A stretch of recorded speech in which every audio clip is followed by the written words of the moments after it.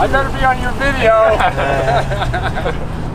Hey guys, welcome to the Steamboat and Leadville race recap. So the lead boat race recap. For those that are not familiar with what lead boat is, so it's the combination between Leadville on Saturday and Steamboat on Sunday. Leadville is a 160 kilometer mountain bike race with about 12,000 feet of elevation, and Leadville is crazy high. So the lowest point is like 10,000 feet and the highest point is about 13,000 feet. Steamboat on the other side is a 227 kilometer gravel race, and Steamboat has approximately 6,000 feet of elevation, but the altitude is a little bit lower, so you're hovering around 6,000 to 7,000 feet.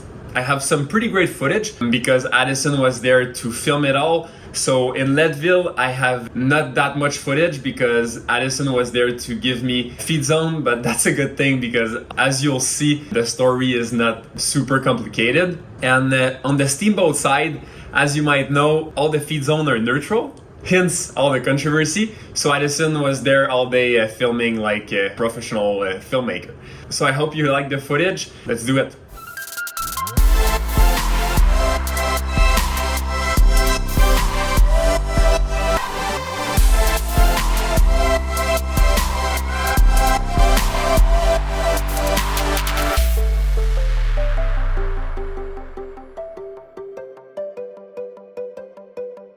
Leadville starts at 6 a.m. pretty much at sunrise. It's actually very cold because you're so high, but as soon as the sun comes up, it starts to warm up pretty fast. So yeah, we started. I mean, for the first two climbs, I was feeling pretty good staying in that front group.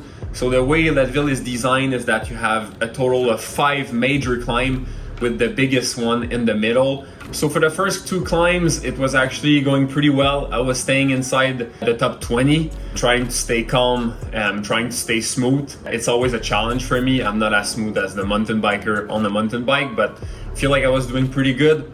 On the second major descent, I was inside the top 20. And actually on the descent, I was doing it pretty good. I was passing guys. At the bottom of that, you have a really long road section. So it's approximately, I think, 20 kilometers of road. And I think that's really where I did my big error. So I was just a little bit behind of that front group. So the front group was approximately 10 riders. And I was just behind with Lachlan Morton and Andrew. And we rode very hard. And when I arrived at Columbine, the major climb of the day, so it's a 1 hour climb and the summit is at 13,000 feet, nothing was working, nothing at all. So from then on, there is not too much to say. Every time I would go over 200 watts, I mean, my head was hurting like crazy. I guess it's altitude sickness, I'm not really sure, but it's the first time I feel like that, and it's the first time I race at that high of an altitude. So yeah, I just rode my way to the finish. If Leadville was not in the Lifetime Grand Prix, I think I would actually have just stopped the race, but I knew I kind of had to finish because the Lifetime Grand Prix is a cumulative omnium. So yeah, I just finished, but I knew it would impair probably my chance at Steamboat. So yeah, at the end, I think Leadville took me like 8 hours or something. I was like, I don't know, 22nd in the Lifetime Grand Prix and like 60th or something on the line. So yeah, probably one of my worst results ever. So yeah, we drove to Steamboat. I got a chance to do a nice ice bath in a river. Probably the highlight of the day if I'm being honest. So we arrived in Steamboat. It was an early morning again. The start of Steamboat is at 6:30 a.m. So I rode there with 2 of my friends, Dan and Daryl. I met them last year in Steamboat, and from then on I feel we're just a group of 3 friends racing gravel. So we got to the start at like 6 a.m. At 6:30, everyone was lining up. I mean, you could feel that the level of competition was super high. I don't know if it was higher than Unbound, but it was on par with it. I mean, a lot of new face from Europe, everyone from the US, all the mountain bikers, all the gravelers, all the roadies that can kind of ride their gravel bike.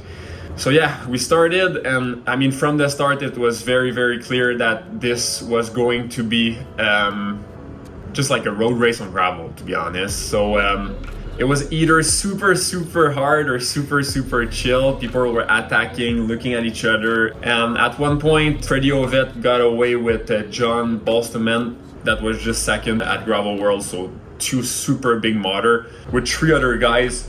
So not a break you would be that worried about for that long of a distance. I mean, it's 227 kilometers on gravel, so that's like 270 on road. But the way we were riding behind, I mean, they took so much time. So, I mean, it was only hard if it was going up or if it was technical.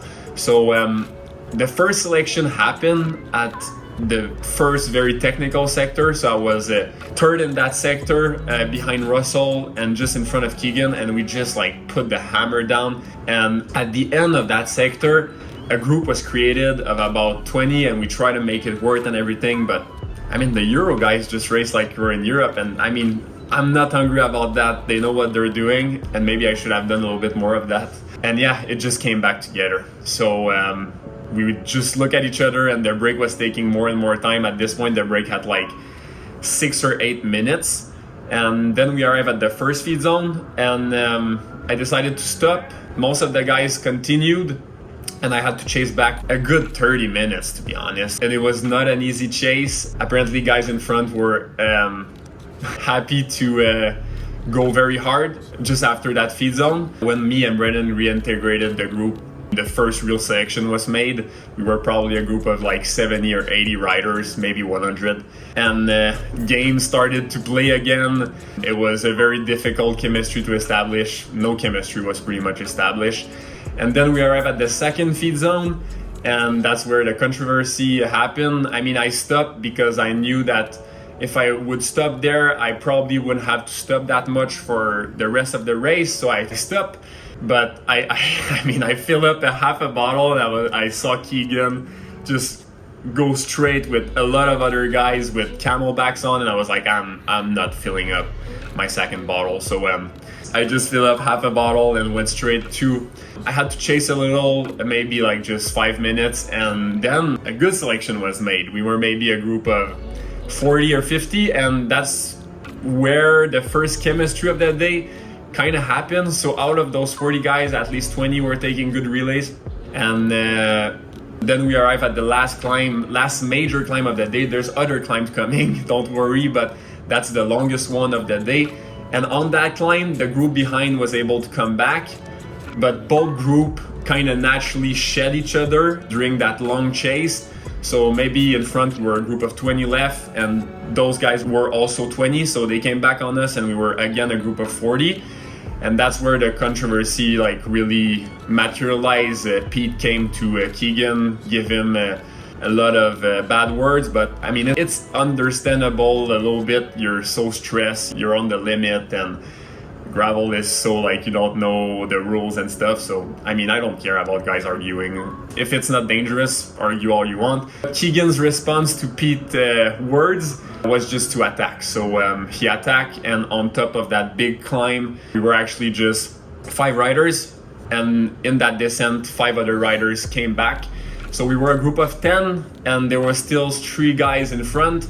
So I was helping the chase very hard in that descent, and that's where I did my error. So I mean, I was not racing for fourth, you know. I really wanted the guys to come back and at least try our chance to win.